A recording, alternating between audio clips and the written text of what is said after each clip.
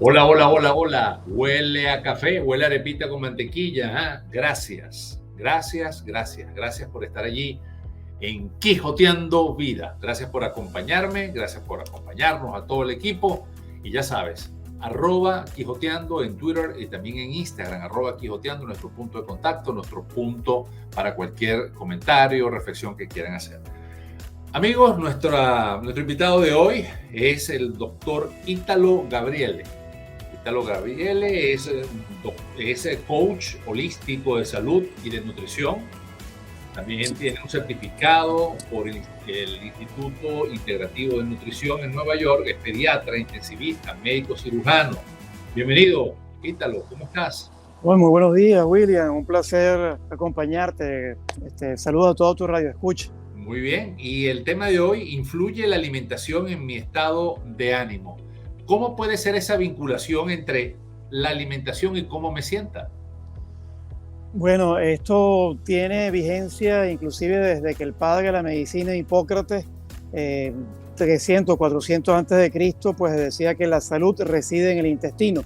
Y es que las investigaciones científicas y los estudios recientes, estamos hablando de 50 años para acá, evidencian que hay una relación directa entre el intestino y el cerebro, y esa vinculación se da a que somos más bacterias que humanos y que tenemos bacterias en todo el cuerpo, pues en la piel, en la nariz, en la boca, en las axilas, pero particularmente en el tubo digestivo, y cada vez que vamos bajando en el tubo digestivo, en el estómago, hay 10 o 100 bacterias, pero a medida que vamos bajando van creciendo en miles, y ya cuando llegamos al final del tubo digestivo, al intestino grueso, porque el intestino delgado son 9 metros, el intestino delgado es más que todo de absorción, en el intestino grueso tenemos la misma cantidad de bacterias que células en el cuerpo humano.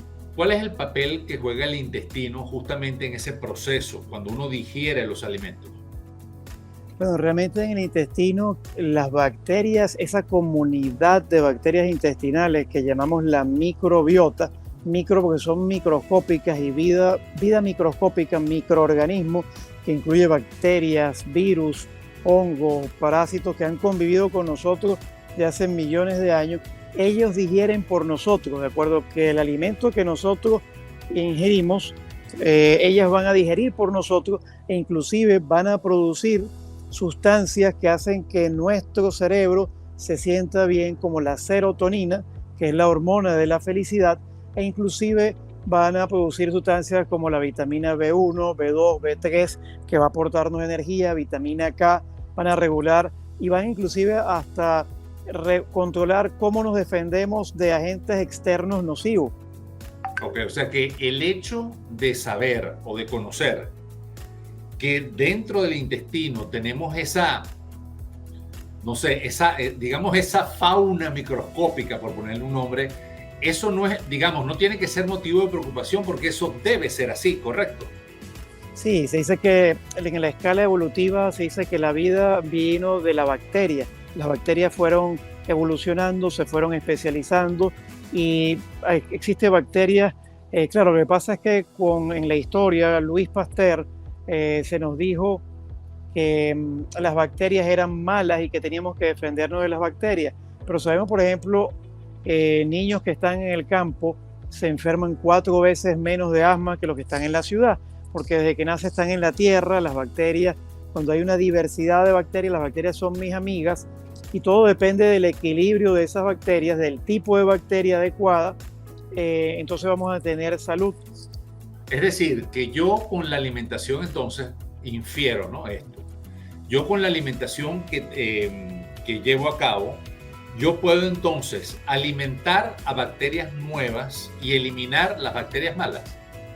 Exactamente, es como con una computadora, el tipo de software que tú le das, o el tipo de gasolina en un carrito, pues para personas que nos escuchan, si la gasolina es de buena calidad, el carrito va a tener entonces los inyectores limpios, ¿verdad? No va a tener suciedad en todo su sistema, y va a tener un rendimiento óptimo, distinto a que si tienes una gasolina de mala calidad que le va a hacer daño al carro a corto, mediano o largo plazo. Ok, ¿y qué pasa si ese carro se echa a perder por completo? Es decir, si en esa batalla las bacterias malas ganan y echan a perder el intestino? Bueno, todo depende del tiempo, de qué tanto es eso, si es agudo, si es algo que es reciente o si es algo crónico. Es como el Digamos, carrito. si es agudo, ¿qué pasa? Si es agudo, que es muy frecuente y de hecho yo diría que el 90% de las enfermedades, esto los médicos convencionales, yo soy médico pediatra intensivista, pero luego me vine al mundo integrativo, al mundo de la medicina funcional, de la nutrición funcional. Y se sabe que siempre hay la posibilidad, si es agudo, si es reciente, siempre hay la posibilidad de mejorar, siempre hay la posibilidad de cambiar. El 90% de las enfermedades yo siempre defino como que en el cuerpo hay dos puertas. Una puerta es tu intestino y la otra puerta es entre la sangre y el cerebro, que es la barrera hematoencefálica. La mayor parte de las enfermedades viene porque tenemos la puerta principal abierta. ¿Qué pasaría en tu casa si la puerta está abierta en tu casa todo el tiempo? Bueno, cualquier cantidad de cosas y estragos. En efecto, pues entra gente extraña a tu casa, animales extraños, y por supuesto que uno se pone en alerta, llama a la policía y en eso empiezan la búsqueda de esos maleantes, agresores, animales, ¿verdad? Salvajes. Y entonces pues empieza una fase de ataque y inclusive hasta se puede confundir el cuerpo, las células de defensa, empieza a haber una autoagresión. Entonces lo que se debe hacer es, primer punto, es mejorar el intestino, ¿verdad? Sellar esa puerta para que no sigan entrando. ¿Y cómo lo hago yo? O sea, ¿cómo hago yo para blindar esa puerta? ¿Qué debo comer algo en específico? Bueno, primeramente lo que vivimos en un mundo tóxico y de personas inclusive tóxicas, ¿no? Hay de los dos grupos, sanos y tóxicos. Entonces lo primero que tenemos que hacer es retirar los tóxicos, lo que nos está haciendo daño. ¿Cómo hago eso? Bueno, no comiendo azúcar, no comiendo alimentos ultraprocesados, alimentos con aditivos. Si ya tiene uno esa puerta abierta, esa inflamación intestinal, evitar alimentos que contienen gluten. De todas maneras hay que personalizar, pues, ¿no? Hay carritos, unos que están más dañados que otros, y hay que ver, oye, ¿dónde está el daño? Si está en el motor, en las bujías. O sea, ahí estamos hablando, por ejemplo, estamos hablando de los postres en cuanto al azúcar, estamos hablando del pan, estamos hablando de ingerir pasta. Bueno, todo eso tiene una versión sana, y es que podemos comer sabroso y sano, que ese es el mensaje. Entonces, para reparar ese intestino, aparte de retirar los tóxicos, hay recetas ancestrales como lo que llaman el caldo de hueso. Es que tenemos que tratar, para mí en resumen, tenemos que volver al origen. Tenemos, por ejemplo, en la época de los cavernícolas, esa época del paleolítico, no existían negocios de comida rápida, no había nevera, no teníamos comida en todas partes, no había esa disponibilidad, había que cazar al animal, había que procesarlo, comerlo, ¿verdad? Y los huesos se aprovechaban y se ponían en una olla ancestral, en un caldero, y se ponían con agua, y como eso era una fogata, entonces, bueno, eso duraba allí a lo mejor más de 24 horas, y de los huesos salía esa gelatina, que es el colágeno, y que es el cemento que va a reparar el intestino permeable, que está presente en el 90% de las enfermedades, y yo diría que el 10% son genéticas, son de herencia. Correcto. Entonces, ¿qué enfermedades puedo yo padecer si no cuido mi intestino? Bueno, cuando normalmente el intestino está cerrado, es una barrera como la muralla china. Si uno come ultraprocesados, azúcar, entonces alimentos que tienen soya, alimentos modificados genéticamente, que esa es una de mis campañas, tratar de evitar, por lo menos en Estados Unidos y en Canadá y en México, los alimentos modificados genéticamente, esos van a abrir la puerta intestinal. Y al abrir la puerta intestinal, si usted come pan, come tortas, un croissant, pasta que contiene trigo o cualquiera de los cereales, porque la Sociedad Libre de Gluten, Gluten Free Society, establece que cualquier cereal se considera gluten porque hay proteínas, como no solamente la gliadina. La normativa en los Estados Unidos es gluten free, es libre de gliadina. Entonces, si ese pan que está mal digerido pasa por dentro de la puerta, pasa a la sangre, es detectado por mi sistema de defensa y empieza a atacarse todo lo que se parece. Eso se llama mimetismo molecular. ¿Qué cosas se le parecen? La tiroides, el cerebro, las articulaciones. Hay a veces defensas que neutralizan a esas proteínas, circulan en el cuerpo y se depositan en sitios como las articulaciones. Por ejemplo, gente que tiene leche mal digerida, que pasa por el intestino permeable y se deposita y causa artritis. Una de las primeras cosas que yo le digo a los pacientes es que tienen inflamación, es primero sellar el intestino, evitar alimentos proinflamatorios y consumir alimentos que ayuden a regenerar, porque nuestro cuerpo tiene una capacidad de autocuración. Ok, entonces me acabas de hablar de artritis. ¿Cáncer me puede dar por una mala alimentación, por un mal funcionamiento del intestino? Sí, por ejemplo, en el caso del gluten, vamos a hablar del gluten, el concepto clásico es trigo, avena, cebada y centeno. Bueno, se decía trigo, cebada, centeno y algunos tipos de avena contaminada. Pero ya sabemos que son todos los cereales, incluye el maíz, incluye inclusive la avena, el arroz.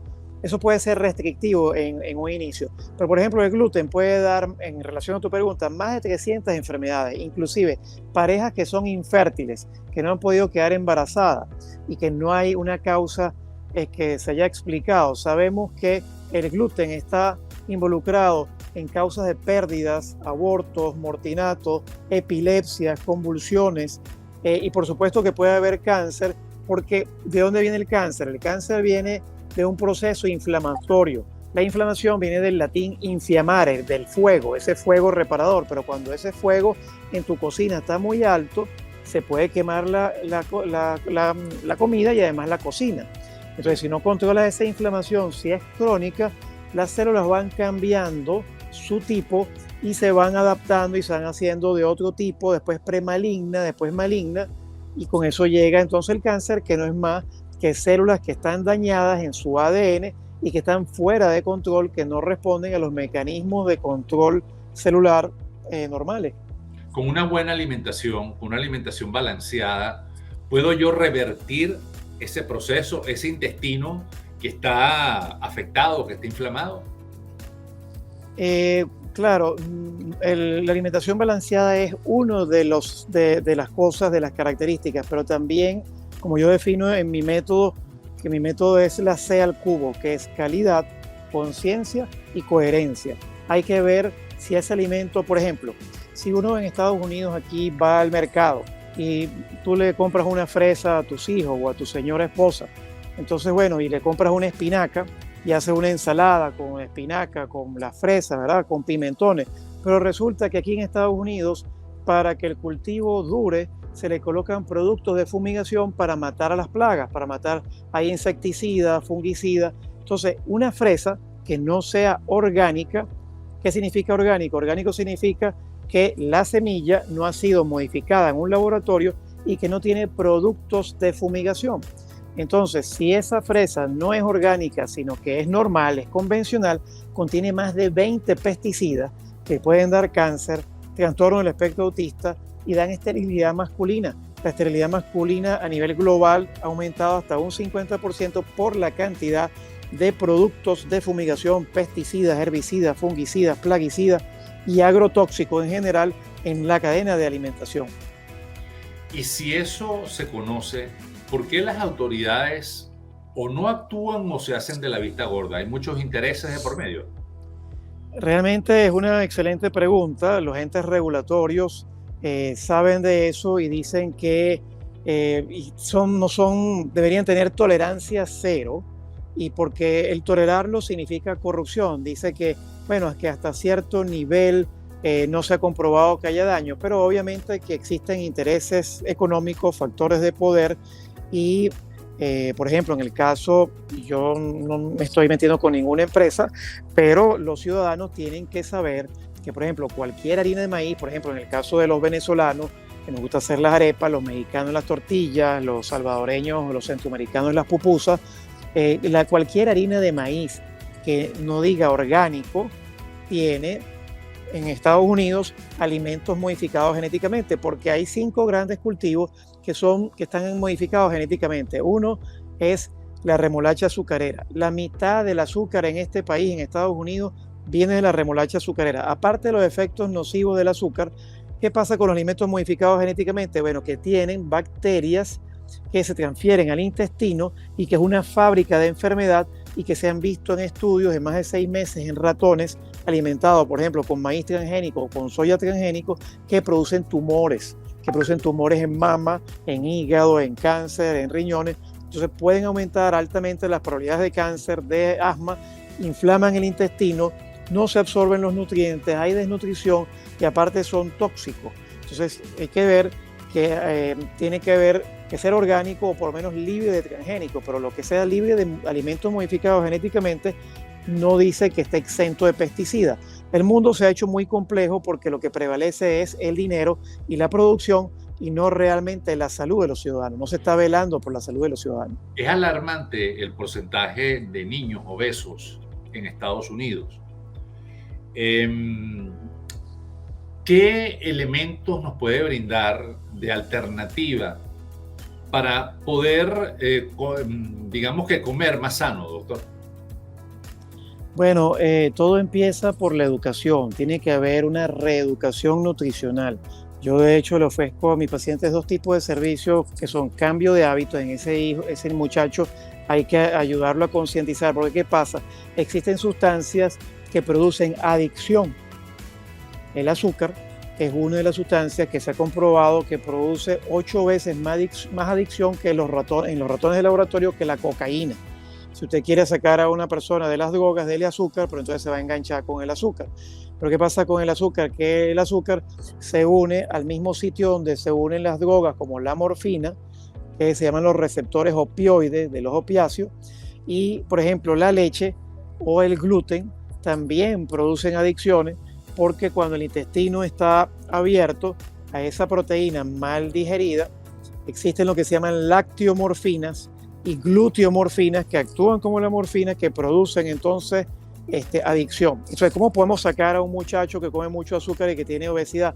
Bueno, hay que darle grasa y hay que darle proteínas de buena calidad. ¿Qué grasas son de buena calidad? Las grasas omega 3. Nuestro cuerpo, básicamente las grasas se han demonizado por factores económicos, pero realmente si hay un veneno principal que hay que sacar es el azúcar, y la cantidad de azúcar que hay en un refresco, no quiero decir las marcas, pero ustedes ya las conocen, es impresionante en los jugos. A mí me llama la atención, doctor, a mí me llama mucho la atención que en los Juegos Deportivos y sobre todo, bueno, digamos los Juegos Olímpicos, que son los juegos que representan a todo nuestro planeta, el principal sponsor es siempre un productor de refresco, ¿no?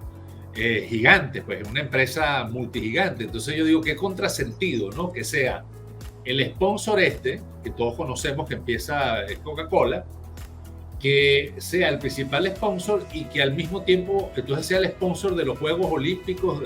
O sea, no entiendo.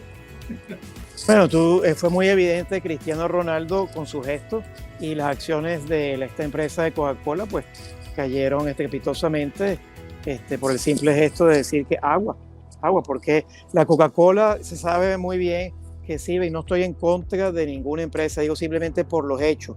Como dice, por sus frutos los conoceréis. ¿Qué tiene la Coca-Cola? Tiene ácido fosfórico, produce osteoporosis, tiene una carga de azúcar muy alta que produce una descarga en el cerebro de la hormona del placer que se llama la dopamina, y por supuesto que después cae y entonces sube el azúcar muy altamente, sube la insulina, entonces tengo un bajón de azúcar, me siento fatigado, quiero más azúcar, ¿verdad? No me siento lleno, y entonces además la Coca-Cola pues sirve para aflojar tornillos, pues.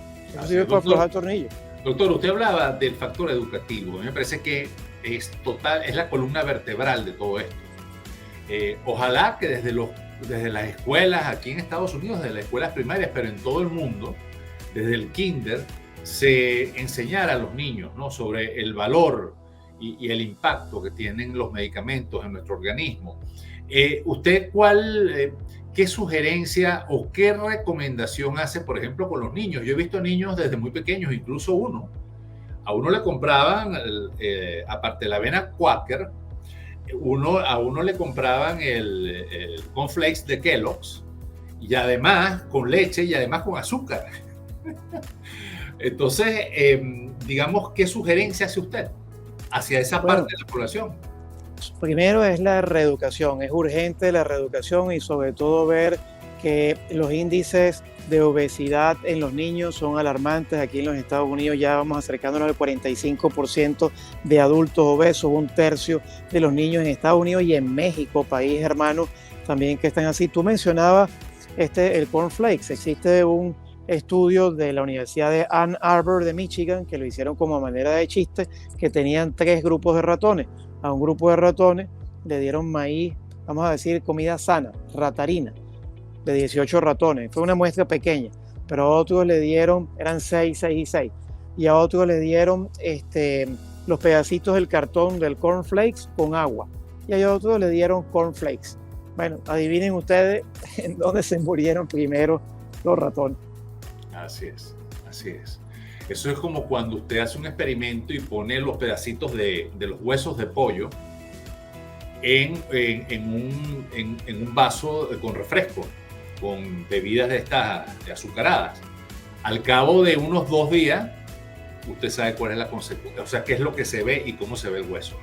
Pero el resultado final fue que los que comieron el cereal se murieron antes que los que murieron el cartón del cereal.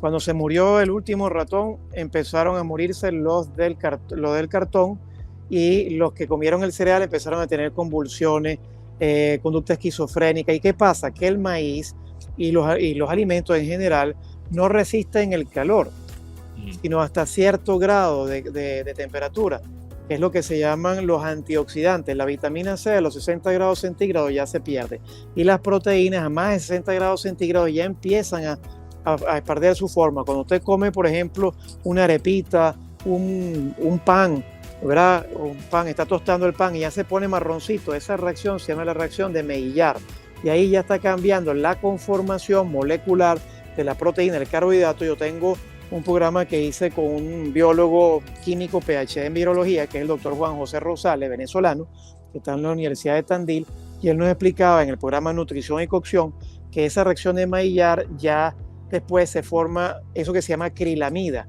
y si sigue cocinando esa carne, por ejemplo, que está negra, eviten eso porque eso es carcinogénico. Igual con el café cuando está muy tostado produce acrilamida. Doctor, las papas fritas. ¿Hasta qué punto es cierto, doctor, que cuando el intestino ya llega a un punto que, digamos, no da más, pues, frente a tantas bacterias contenidas, etcétera, y comienza digamos, a deteriorarse, entonces entra, eso es como un primer sistema de defensa, entonces entraría, en este caso, el hígado, a tratar de suplir las funciones que ya no puede el intestino, y ahí es cuando, si se sigue con esa ingesta, digamos, de tanta mala alimentación, de tantos malos alimentos, entonces ese hígado se convierte en un hígado graso, que es cuando el médico le dice, tú lo que tienes es el hígado graso, o sea, tú te estás alimentando mal. ¿Es eso cierto?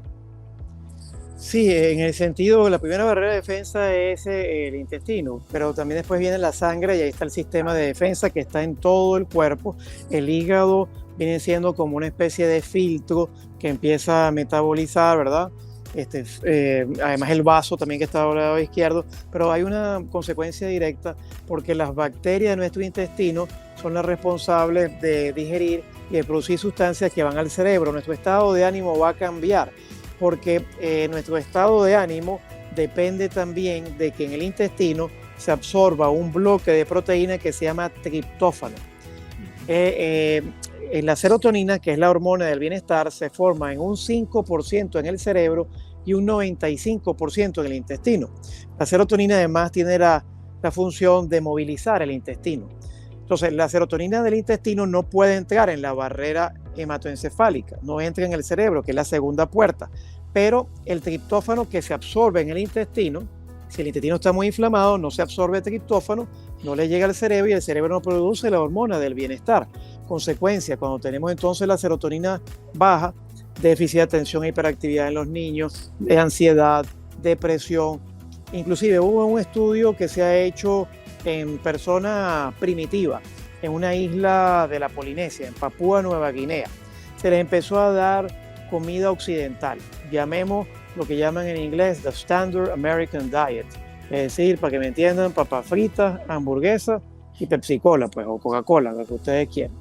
Entonces, a esos nativos, una vez que se les dio, después de un periodo de tiempo que no me acuerdo si fueron 2 meses, bueno, empezaron a tener conductas de agresión, de esquizofrenia, y cuando les volvieron a dar su alimentación ancestral, al cabo de un tiempo también empezaron a revertir los cambios. Imagínense. Entonces, Bueno, las doctor, enfermedades psiquiátricas están vinculadas también a lo que comemos y también al estrés, ¿no? Porque es un conjunto de cosas. bueno, y ese tema que usted acaba de tocar allí es para otro programa que tengamos que hacer. De verdad que le agradezco muchísimo, doctor Ítalo, que haya estado con nosotros. Así que quedo pendiente de volverlo a invitar para que hablemos justamente de esa última parte que usted acaba de explicar. Muchísimas gracias, muy amable, gracias. No, un gran placer, es muy importante la educación y apasionar la educación y bendiciones. Muchísimas gracias. Así es. Bueno, el doctor Ítalo Gabriele, coach holístico de salud y de nutrición, además pediatra, intensivista, es médico cirujano acá en Quijoteando Vida. Mi abrazo invisible y recuerden, siempre estamos acá por BPI TV, Quijoteando Vida.